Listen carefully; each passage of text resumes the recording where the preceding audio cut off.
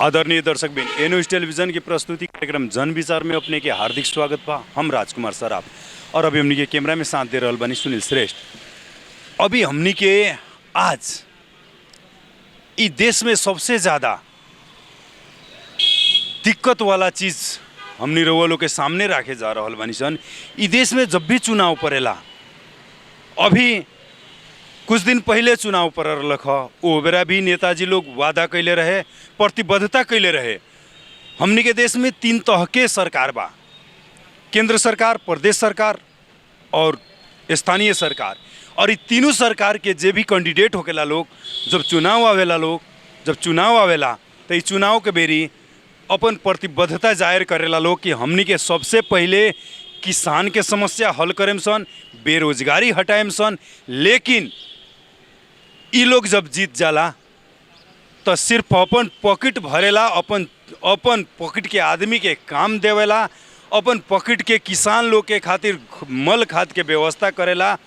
लेकिन आम सर्वसाधारण जे बा, जे गरीब निमुखा बाटे, उ हरदम जैसन के तैसन रहेला। सिर्फ वोट लेवे के बेरी उ लोग अपन हितैषी जतावेला। अभी हमनी के बीरगंज घंटा घर में बानी सन और घंटा घर में प्राय हमनी के देखे नहीं सन कि बेरोजगार लोग आके खड़ा होखेला कि आज जाता नहीं खड़ा होके, शायद काम लागी तो 500 से 600 रुपया हुई।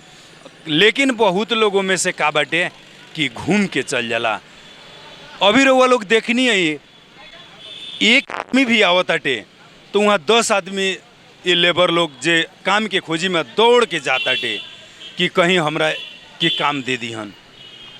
अब हमनी के उहे मजदूर लोग से बात कइल जाऊँ और रउआ लोग के समक्ष हमनी पहुँचावे के प्रयास करतानी सन कि वो बेरोजगार जे बा लोग, जे आके 15-15 किलोमीटर से साइकिल चला के आके यहाँ काम के खोजी में आवता लोग, वो लोग से बात करके रउआ लोग तक पहुँचाएम सन। अपने के नाम कबरी कहाँ से आइल बनी?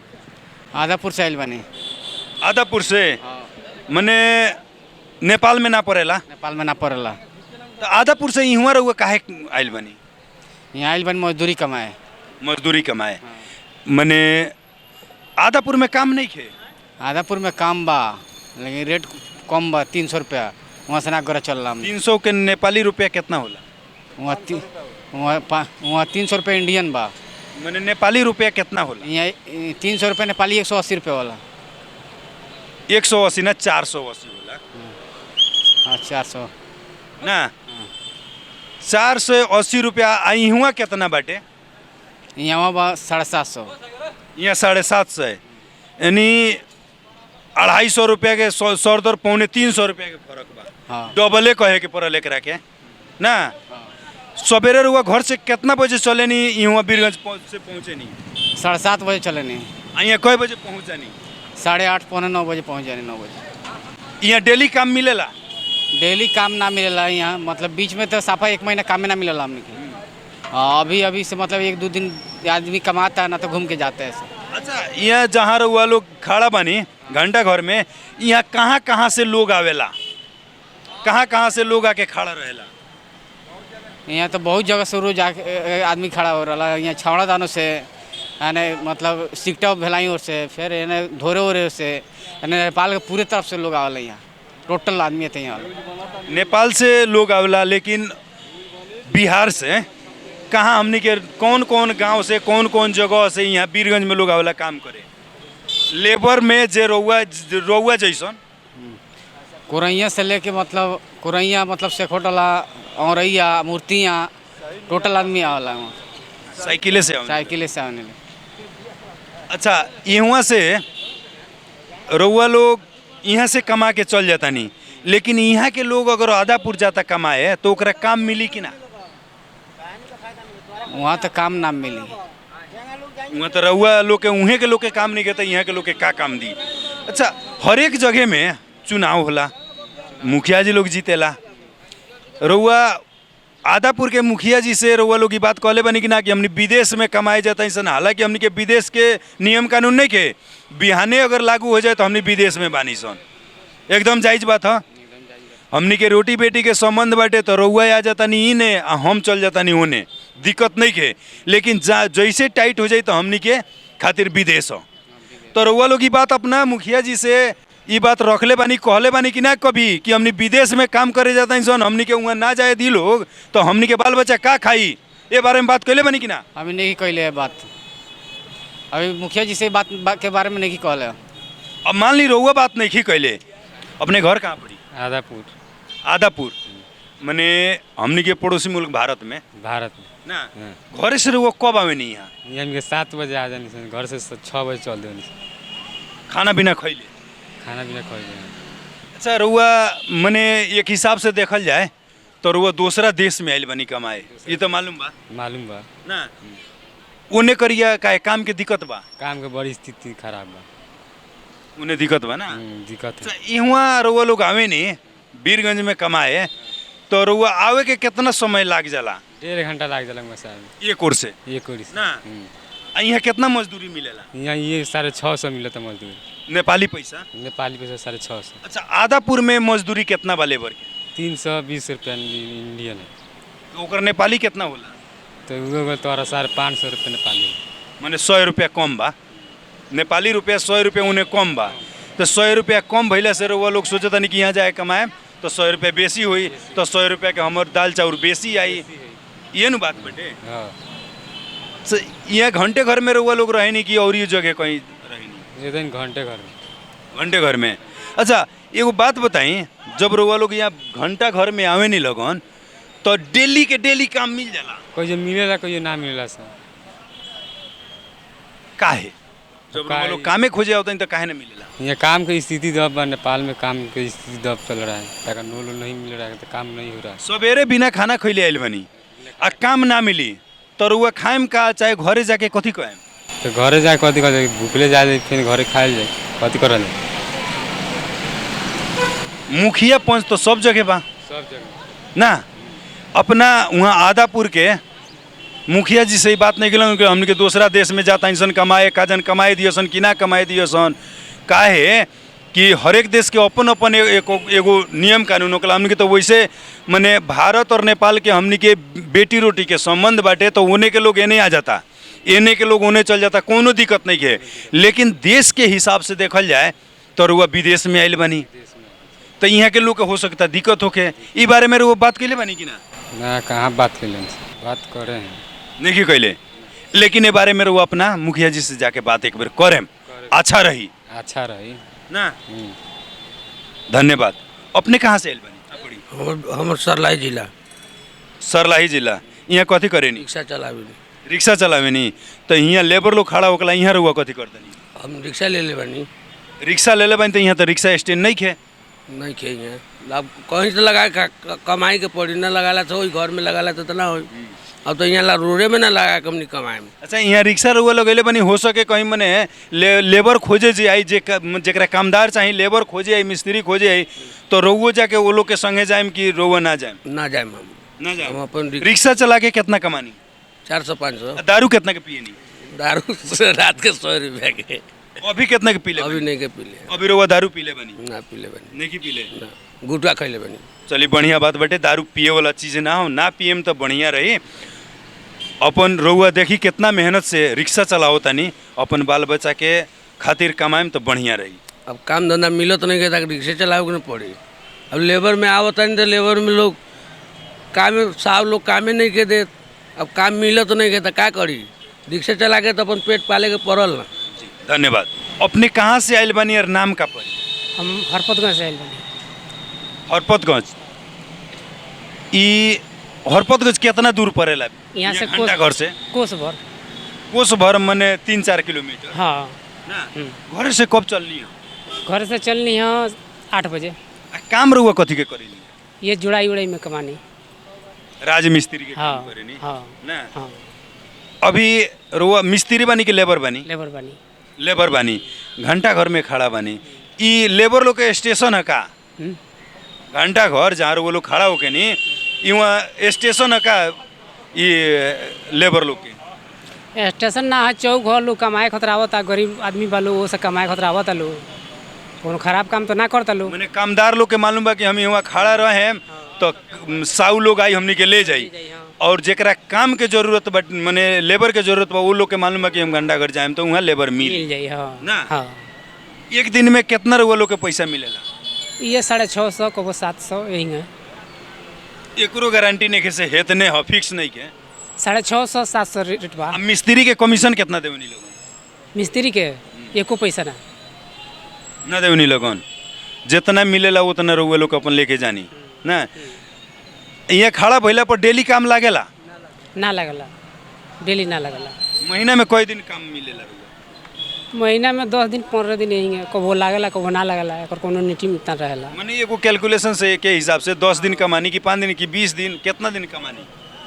10 दिन 8 दिन यही है, काम ना चलेला बराबर यहाँ से।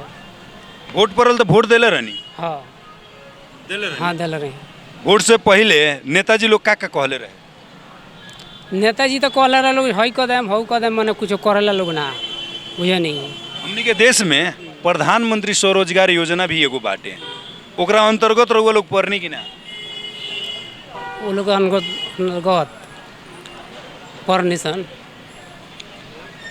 रउआ पालिका के भीतर कुछ लेबर लोग काम करेला, उमे रउआ राउर नाम गइली कि ना? रउआ पूछनी कि ना कि उमे केकर केकर नाम लिखा था, हमरो नाम लिखा जाई तो बढ़िया रही। वो तो अपने लिखवा लग लोग कहे लोग हम ये बाली सब बोलू हम ये आइल में हमनी बती आइल में सब बोलू हो गइल नहीं खेल तो हर जगह बोले कहे रउआ लगे। गांव में कितना लोग प्रधानमंत्री स्वरोजगार योजना में अभी काम करेला? 8-10 आदमी 8-10 आदमी, उमे राउर जगह ना मिल ना। ना। अच्छा, बीरगंज से रउआ हमनी के बीरगंज में यहाँ खड़ा बानी लगन, सवेरे से लेके सांझ तक ले कई बजे से कई बजे ले ड्यूटी कर रही लोग? 11 बजे ले रहे सर, 11 बजे ले ड्यूटी टाइम हम पूछनी हो। ड्यूटी 5 बजे ले 5-6 बजे ले। कब हो जाई हाँ ना? ना 10 बजे जाए के पड़ला, 9 बजे से 10 बजे ले। धन्यवाद। अपने कहाँ से आयल बनी? पोखरिया से।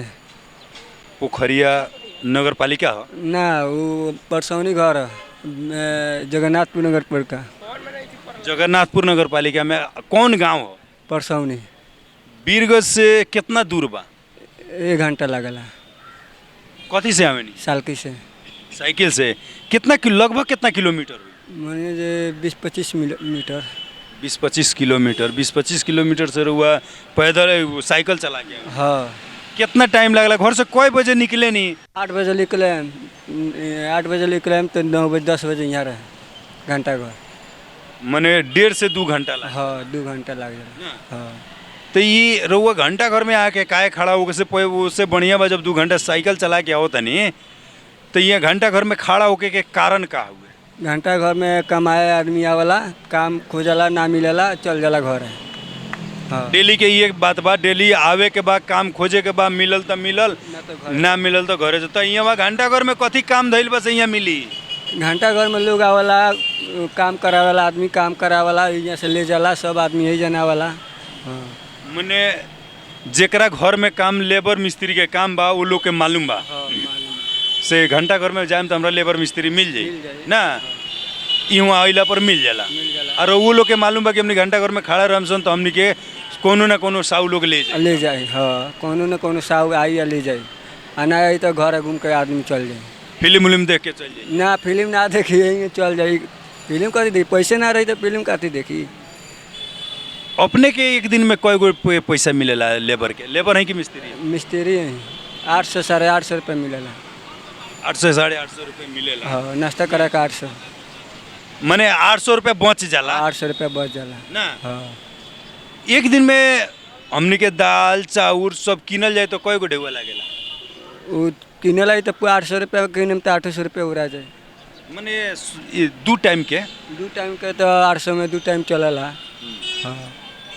मने 800 रुपया 700-800 के हमने के सामान किनल जाए तो हमने के 2-3 टाइम चल जाए। हाँ। घरे खेती पाती बाकी ना? नहीं खे। नहीं खे। तो ये महीना में रुआ कई दिन काम करनी यहाँ घंटा घर में आके खड़ा भइला से तो पके यही लौकता कि डेली काम ना लागी? महीना में 5 दिन लग जाए, 10 दिन लगी, नाइयो लागी। उतना में महीना दिन के खर्चा निकल जाए? हाँ, निकल जाए ना। हाँ। तो जो वैसे जब अगर 5 दिन कमा के महीना दिन के खर्चा निकल जाता तो महीना दिन कमैला का जरूरत बा? कमाए के ना पड़ी, बाल बच्चा बा, बीवी बिया, देश के अथी बिगड़ गई बा, स्थिति बिगड़ गई बा, नेता बा से चोरे आदमी बा सब।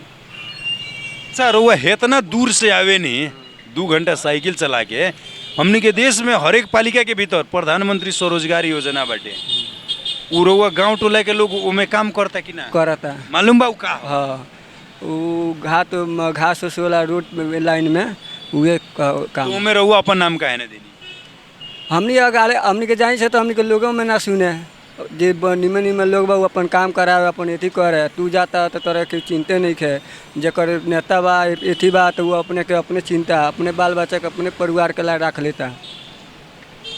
रउआ लोग के केहू नहीं खींचने जाई अब जहाँ मन करे कमाई चाहे मत कमाई कमाई या चाहे ना कमाई चाहे मरी या चाहे भूखे रही ऐसे केहू के मतलब नहीं केहू के मतलब नहीं है। वोट के बेरी जे चुनाव जितना लड़ लोग 10 आदमी लड़ल तो जीतेला एक ही आदमी नु लेकिन सब केहू वादा जरूर करेला जो हम हई कर देम हऊ कर देम तो अपने के जे लड़ रहे उ काथी काथी वादा कइले रहे उ कहल तो रोड बनवा देम घर के अथी बनवा देम गरीब के अथी के राशन देम कुछ ना दिल काहे अब के जन काहे ना दिल रउआ लोग पूछनी ना वोट तो हिम रउआ लोग एकदम वोट तो जाके हे हिन करे के तो हुन करे के अपने में लड़त रहे नहीं लगन तो अब काहे नहीं कि लगन लड़ के जाके पूछत अब एक आदमी के खरीदेला से होई अब पूरा आदमी लड़ी तब न होई। अब वोटवा के बेरी एक आदमी खातिर लड़ जाए हाँ तो वहाँ पैसा मिली घूस मिली खिया दी 2 रुपया तोरा के वोट मंगवा ली। धन्यवाद। हाँ धन्यवाद।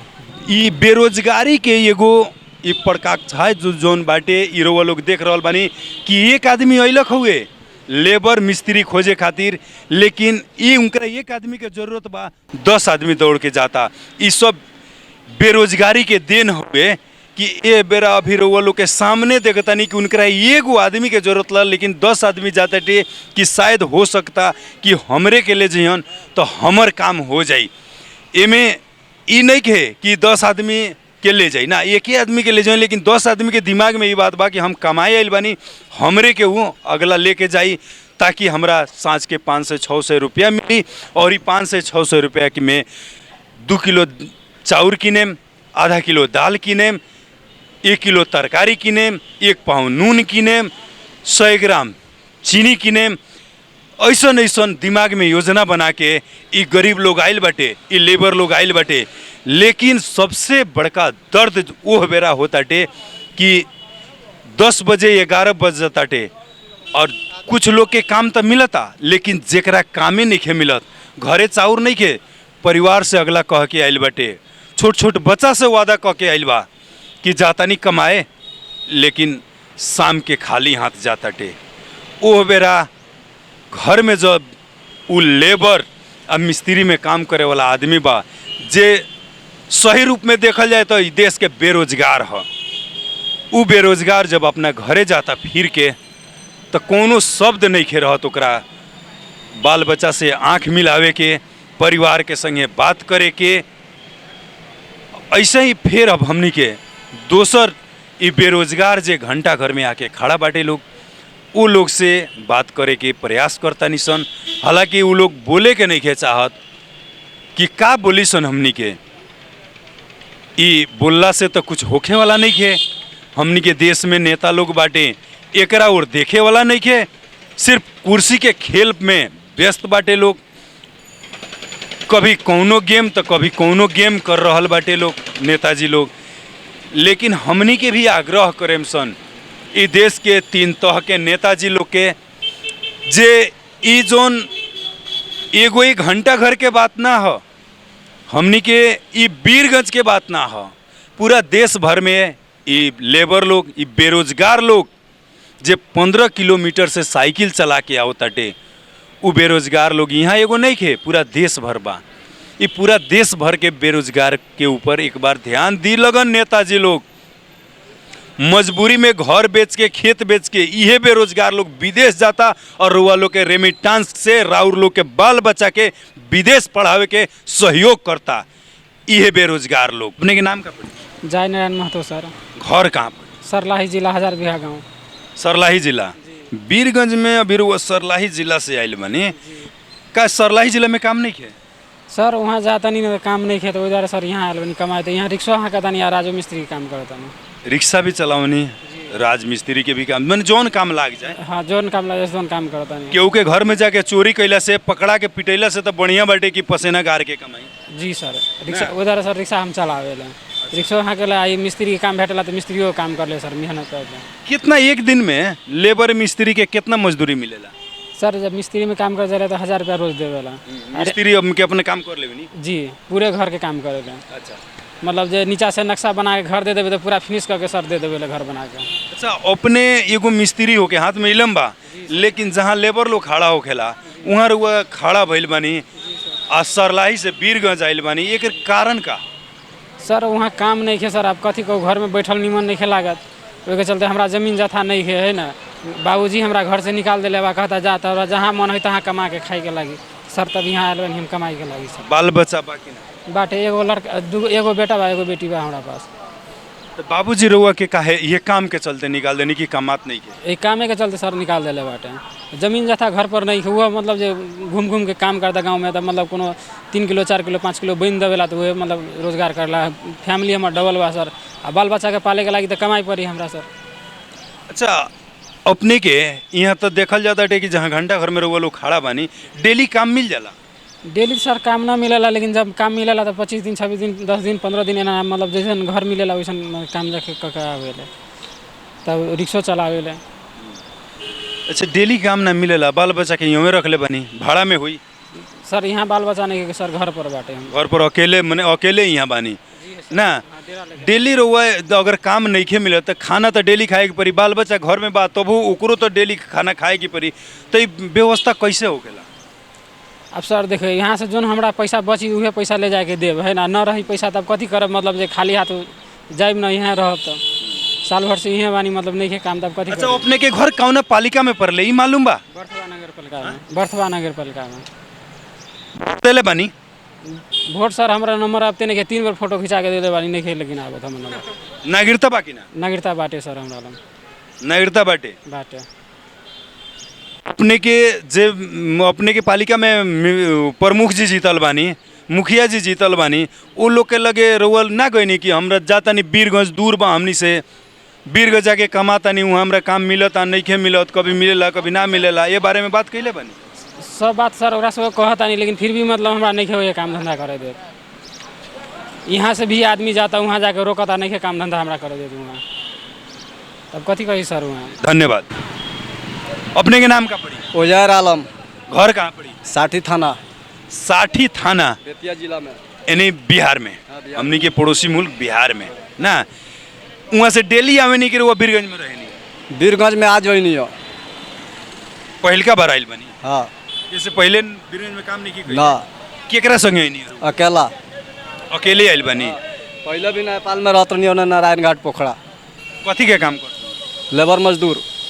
लेबर मजदूरी के काम करते? हाँ ठेकेदार में। तो ये बेरा बीरगंज में रुआ जब ऐसे पहले नारायण घाट पोखरा काम के लिए बनी, तो ये बेरा देखता नहीं बीरगंज में जहाँ लेबर लोग खड़ा होकर वहाँ खड़ा बनी? हाँ एकदम खड़ा बानी। हमारे गांव का ठेकेदार लोग में पहले काम करते नहीं हो, वो लोग सही से वो लोग का हिसाब किताब कुछ सही नहीं है, पैसा चोरी करला और सही ढंग से पैसा ना दे पावला। हम तो यहाँ खर्चा ना दिला, हमार बीवी बच्चा का खर्चा ना दिला, तो मतलब पैसा चोरी करता। तो रुआ जितना कमाए में उतने न पैसा दी, अपना घर से तो ना दी? जितना कमाए उतना पैसा मिली, लेकिन काम से ज़्यादा पैसा से ज़्यादा वो हमरा से काम लेता। उससे पहले वो पैसा हमारे पर टाइम पर नहीं खेद दे पावत। एक सरकार का साठी थाना कौन है घर? साठी थाना यानी कि बेतिया से नज़दीक बा। बेतिया एगो बहुत ही चंपारण के बढ़िया जगह है, वेस्ट चंपारण के पश्चिमी चंपारण के सदर मुकाम कहल जाला ओकरा के। साठी में बेतिया में नज़दीक नरकटियागंज बा, वहाँ काम नहीं खे? वहाँ काम नहीं खे, देहात एरिया है। अगर ग्राम रोजगार सेवक से हम काम मांगे जाता नहीं, हम नरेगा कार्ड का मजदूर है, काम मांगे जानी कहला हमरा से कहल जाला जे काम नहीं खे, प्राइवेट में अपन काम करके अपन दाल रोटी चलाओ, बीवी बच्चे का खर्चा चलाओ। यहाँ चौक पर खड़ा होला का मतलब 1 दिन लागी 2 दिन लागी, ओकरा बाद ना लागी तो वह पैसा हमनी के खाए के पड़ला, तो बीवी बच्चा भूखा मरी। अभी तो भारत में बहुत सारा सुविधा भी दिले बेटे, चाउर के सुविधा माने सस्ता दर में चाउर देता गवर्नमेंट, गेहूँ देता टे, विभिन्न किस्म के सुविधा ले आइल बाटे सरकार। उमे भी रउआ लोग के नहीं पुगत। जब हम छोटा रहनी, बच्चा रहनी, 10 साल के उम्र है, हमार माई बाप बच्चा से हमरा के छाँट दलस, ना राशन कार्ड बनवैलस, ना राशन कार्ड में नाम दिला बा, ऐसा कुछ नहीं क्या कोई। बच्चा से हमरा के हीन समझ लबा बाप माई भाई बहन सब कोई। आज भी शादी बियाह भइला के बाद भी हमारा बीवी बच्चा के मारला, हम बोले जाए तो हमरों के मारला। ऐसे हम परेशान बानी, हम का करी, कहाँ जाई, कौन सा देश में जाई, कौना के आगे केकरा आगे हम हाथ जोड़ी। अच्छा अब एगो बात बताई, रउआ अभी दूसरा देश में आइल बनी कमाए, एकदम ही तो जायज ह। हमनी के नेपाल इंडिया के दुनिया के ऐसा सरहद बा जहाँ पासपोर्ट वीजा के जरूरत नहीं है। लेकिन बिहान के दिन में अगर कानूनन रूप से देखल जाए तो रउआ विदेश में बानी, एकदम जायज बा, है कि ना। नइखे खोजत, नइखे केहू कहत, तो हमनी के एके हैसन, हमनी के एके हैसन।